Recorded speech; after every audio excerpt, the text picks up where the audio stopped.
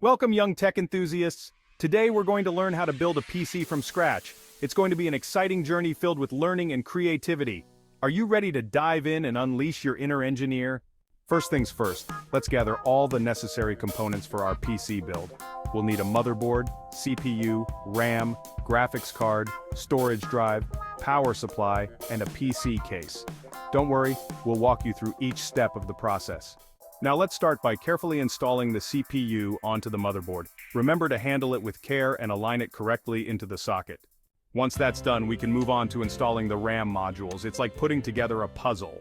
Next, let's install the graphics card and connect all the necessary cables. Don't forget to secure everything in place to ensure a smooth operation.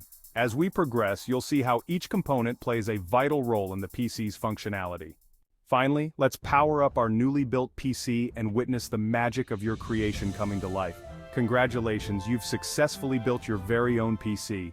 Remember, the world of technology is vast and full of opportunities for exploration. Keep tinkering and learning, young builders.